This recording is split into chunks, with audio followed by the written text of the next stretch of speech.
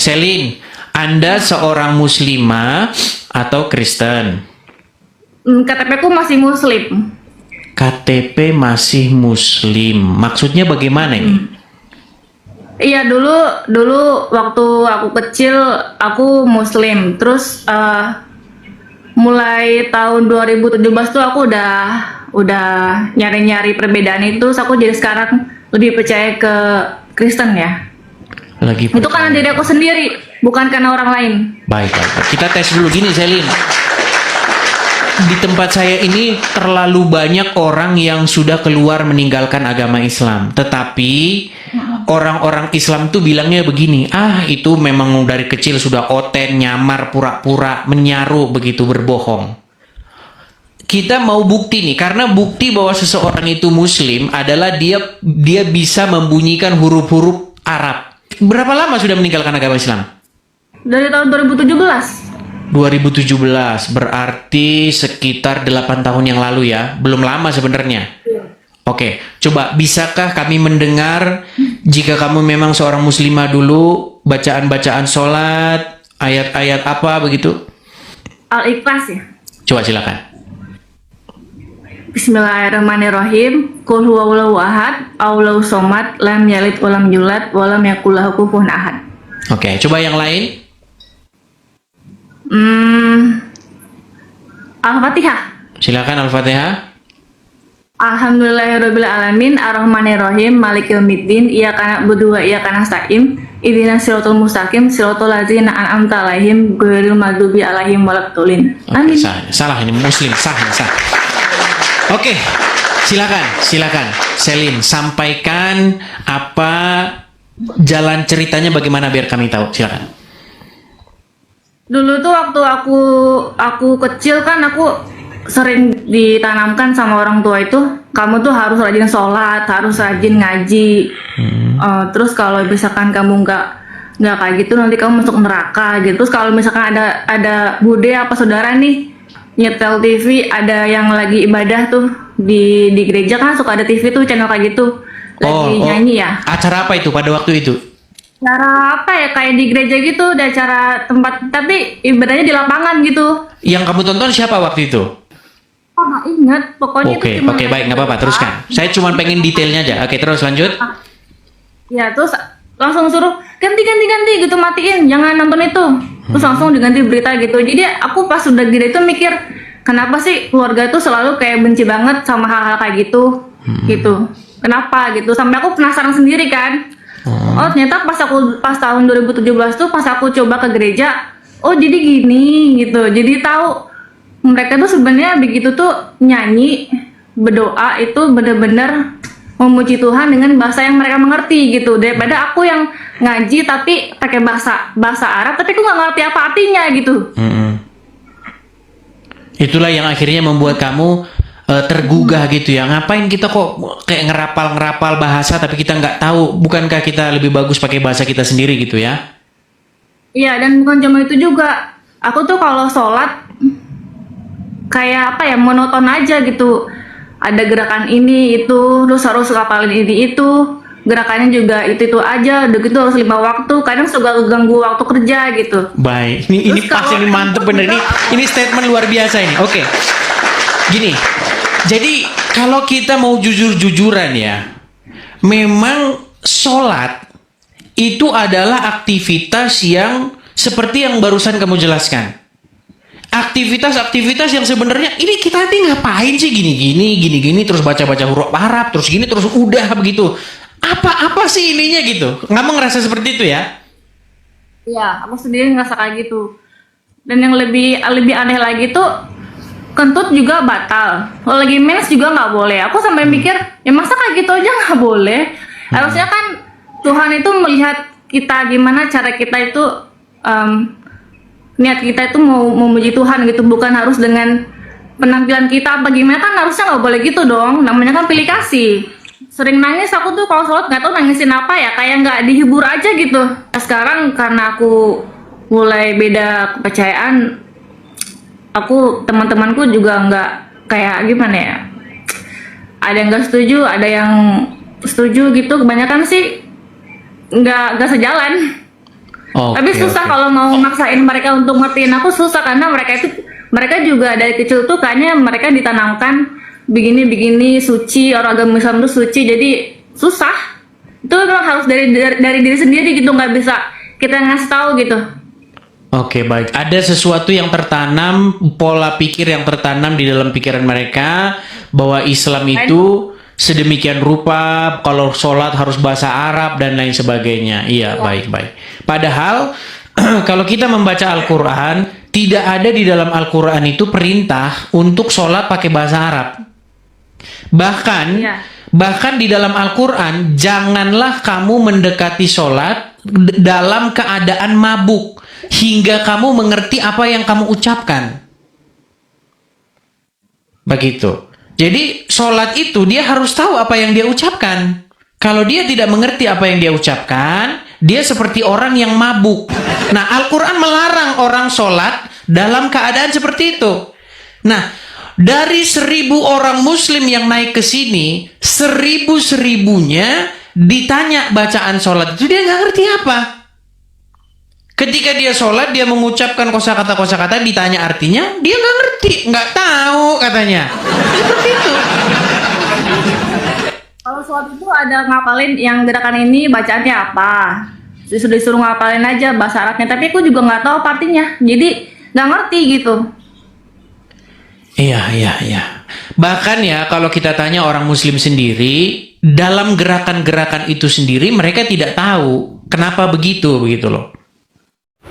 Demikian video kesaksian yang kita sudah dengarkan secara bersama-sama. Kesaksian ini yang sangat luar biasa sekali, di mana ia menyampaikan pengalaman spiritualnya bersama dengan Kristus, dan ia mengalami perubahan yang luar biasa. Orang yang sakit disembuhkan melalui kuasa darah Tuhan kita, Yesus Kristus. Makanya jangan sampai terlambat ketika kita percaya kepadanya, karena dia adalah Allah yang berkuasa baik di bumi maupun di sorga. Dan dia juga adalah Allah yang tidak bisa dibatasi oleh ruang dan waktu, apalagi dibatasi oleh manusia. Apa yang Tuhan pikirkan tidak sama dengan apa yang manusia pikirkan. Karena itu saudara yang dikasih Tuhan, ia selalu menyatakan dirinya. Itu bukti kasih Allah, bahwa ia adalah Allah yang hidup, Allah yang selalu menyatakan kemuliaannya bagi orang yang mau percaya dengan sungguh-sungguh dan takut akan Dia. Lukas pasal 18 ayat 15 sampai 17 mengatakan demikian. Lembaga Alkitab Indonesia memberikan satu judul, Yesus memberkati anak-anak. Maka datanglah orang-orang membawa anak-anaknya yang kecil kepada Yesus, supaya ia menjamah mereka. Melihat itu, murid-muridnya memarahi orang-orang itu. Tetapi Yesus memanggil mereka dan berkata, biarkanlah anak-anak itu datang kepadaku, dan janganlah kamu menghalang-halangi mereka. Sebab orang-orang yang seperti itulah yang empunya kerajaan Allah. Aku berkata kepadamu, sesungguhnya barang siapa tidak menyambut kerajaan Allah seperti seorang anak kecil, ia tidak akan masuk ke dalamnya. Demikian firman Tuhan, saudara yang dikasih Tuhan. Sebenarnya yang menjadi pertanyaan kita dan menjadi topik dalam perenungan firman Tuhan ini adalah, ada apa dengan anak kecil? Seorang ibu menggendong anak kecil naik bis pulang ke rumah. Ketika kernet menghitung penumpang, ia berkata, anaknya dipangku saja ya bu, bebas tiket. Umumnya anak kecil sering dianggap lemah, belum mengerti apa-apa, masih bergantung pada orang tua, belum dianggap penting dalam lingkungan sosial, bahkan kehadirannya tidak dihitung. Ketika orang-orang membawa anak-anak kecil kepada Tuhan Yesus, murid-muridnya memarahi orang-orang itu. Alasannya, Yesus sudah lelah karena sepanjang hari berjalan dan mengajar tentang kerajaan Allah. Sedangkan anak-anak itu berjumlah belumlah mengerti tentang pengajaran Yesus. Biarlah nanti orang dewasa yang mengajarkannya kepada anak-anak mereka masing-masing. Tidak harus Yesus yang turun tangan mengajarkan anak-anak kecil. Sekarang jangan halangi Yesus dalam perjalanannya. Melihat perbuatan murid-muridnya itu, Yesus memanggil orang-orang yang membawa anak-anak itu dan berkata, biarkanlah anak-anak itu datang kepadaku dan jangan halang-halangi mereka. Sebab orang-orang seperti inilah yang memiliki kerajaan Allah. Sepertinya Yesus tidak mengindahkan perbuatan murid-muridnya. Dia mengajar dengan menyuruh orang-orang itu membawa anak-anak kepadanya. Lalu Yesus berkata kepada murid-muridnya, siapa saja yang tidak menyambut kerajaan Allah seperti seorang anak kecil, ia tidak akan masuk ke dalamnya. Bagi Yesus, anak-anak itu sangat berharga, bukan penghalang untuk menyatakan kerajaan Allah. Mereka berhak mendapatkan berkat Yesus dan harap dihitung keberadaannya. Ada dua anggapan orang dewasa terhadap anak-anak, menganggap penting dan menganggap tidak penting. Namun, Yesus menunjukkan kepada kita pentingnya menyambut kerajaan Allah seperti anak-anak itu. Anak-anak memiliki karakter jujur, polos, mudah berteman, dan mudah mengampuni. Gambaran kerajaan Allah itu mau berteman dengan siapa saja, rela mengampuni, dan mau hidup damai di sekitar. Kita pun dapat meneladani orang-orang yang membawa anak-anak kepada Yesus.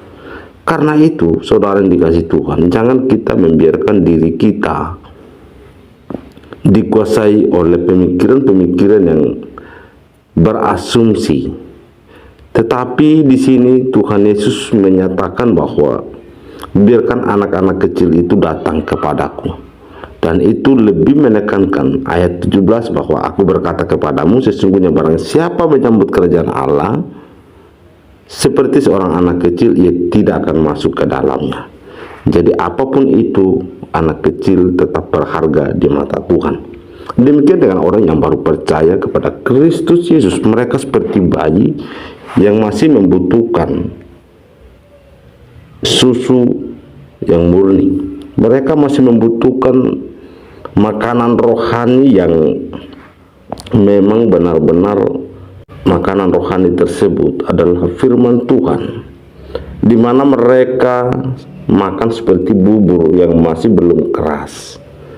Demikian dengan yang kita dengarkan apa yang disampaikan oleh Murtadin ini ketika ia mengambil keputusan percaya kepada Kristus, dan bahkan dalam komentar-komentar yang ia jawab, ia respon dalam TikTok, di mana ia menyampaikan kerajaan Allah, memberitakan Injil kepada mereka, bahwa kuasa Yesus itu seperti ini.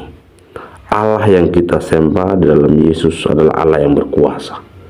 Itulah yang menjadi tujuan dia menyampaikan kesaksian ini, melalui ada orang yang komentar yang mengarah kepada hal yang negatif, tetapi dia memberkati mereka. Maka dari itu ia yakin dan percaya bahwa Kristus adalah Allah yang mengampuni, Allah yang mengasihi. Maka ia juga menerapkan kasih itu kepada orang-orang yang memang meresponi kesaksian dia dengan cara yang negatif, dan bahkan mereka punya motivasi yang salah terhadap apa yang ia sampaikan. Karena itu saudara dikasih Tuhan, mari kita terus bersaksi kepada siapapun dan dimanapun, supaya Injil dapat diberitakan dan Tuhan Yesus dipermuliakan. Demikian firman Tuhan dan juga perlindungan dan video kesaksian yang kita sudah dengarkan secara bersama-sama. Semoga ini boleh menjadi berkat dan Tuhan kita Yesus Kristus semakin dimuliakan dan diagungkan, karena dia adalah Allah yang layak disembah, dipuja. Dialah pencipta langit dan bumi serta segala isinya. Tuhan Yesus memberkati. Shalom.